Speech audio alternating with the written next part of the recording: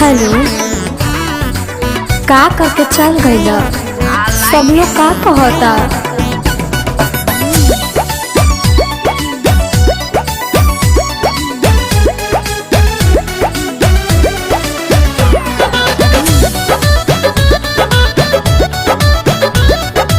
Music by Priyanshu Singh. जहिया से गइल बाड़ा मारो में से मिल के कवनो इलाज नइखे होत हमरा दिल के। बहुत सीरियस बानी हम प्यार में। जहिया से गइल बाड़ा मारो में से मिल के कवनो इलाज नइखे होत हमरा दिल के। भर भर के लोग पहचान मांगता, गाँव भर के लोग यार मानता, बाकी हम दिलवा फतार मानता। गाँव भर के लोग यार मानता, बाकी हम दिलवा फतार मानता। अरे पगलू, तारा होश से छूटता, गांव में मोर हाला हो गइल बा हो।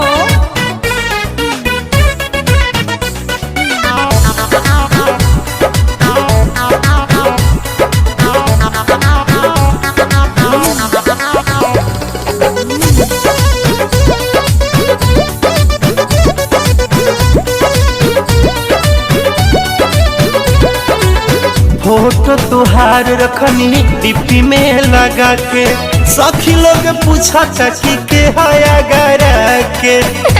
हीरो राकेश मिश्रा लेखा लगता हो। फोटो तुहार रखनी डिप्टी में लगा के, सब लोग पूछा चाची के हया गरा के। जानियो के लोग न जान बनता, गाँव भक लोग यार मानता, बाकी हम दिलवा फतार मानता। गाँव भक लोग यार मानता, बाकी हम दिलवा फतार मानता। कोई रात सुतला हो गइल बा, बात काहे नहीं के बुझाता हरा।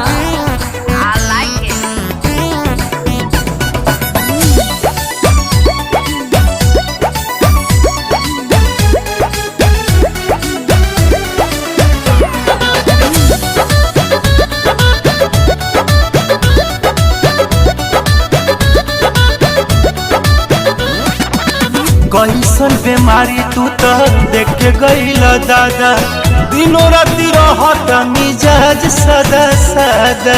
मिठाई भी अब कसाई लेखा लगता हो। कैसन बीमारी तू तो देख गइल दादा, दिनों राती रहत मिजाज सदा सदा। हंसियों में लोग मेहमान मानता, गाँव भक लोग यार मानता, बाकी हम दिलवा फतार मानता। गाँव भक लोग यार मानता, बाकी हम दिलवा फतार मानता। आवा या पापा जी से बात करे के न पड़ी तारा।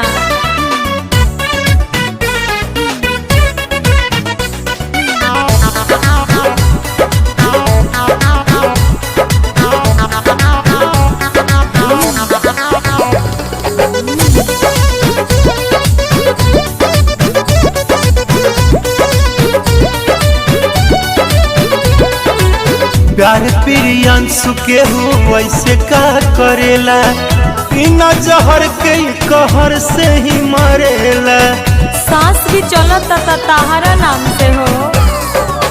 प्यार अनिल के हो वैसे का करेला, बिना जहर के कहर से ही मरेला। रब भी राकेश संग साथ मांगता, गाँव भक लोग यार मानता, बाकी हम दिलवा फतार मानता। गाँव भक लोग यार मानता, बाकी हम दिलवा फतार जानता।